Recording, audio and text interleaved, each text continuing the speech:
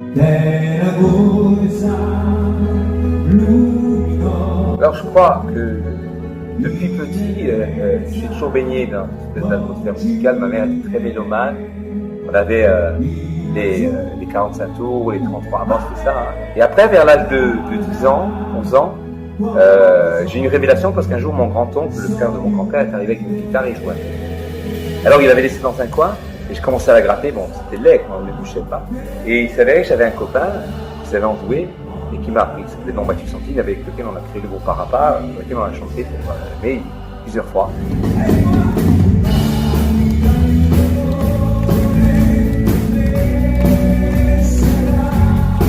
J'aime beaucoup ce qui est pop et ce qui est très rythmé, mais j'aime aussi voilà, les instruments acoustiques. Il y a des petits moments où j'aime aussi revenir à un piano-voix parce que le piano-voix il transporte les gens. Voilà. Comme un rocher. C'est bien d'osciller dans les deux univers. J'ai des moments où c'est beaucoup plus pop-rock, quoi. Et après, quand j'ai décidé de chanter seul, j'ai voulu vraiment affirmer mon identité, parce qu'on me plaisait musicalement, quelque chose d'assez éclectique, finalement qui se marie bien avec mon identité aussi vocale et culturelle.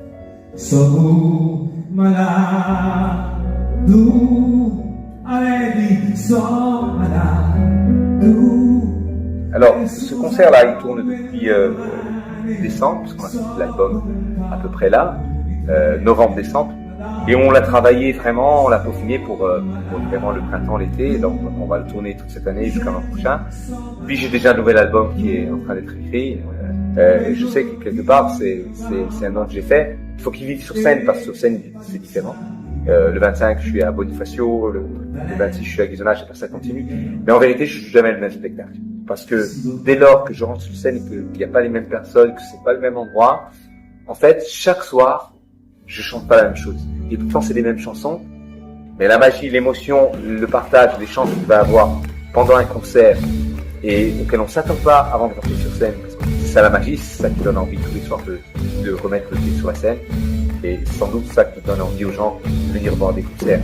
Et le spectacle vivant, c'est ça, cette magie-là, c'est cette magie.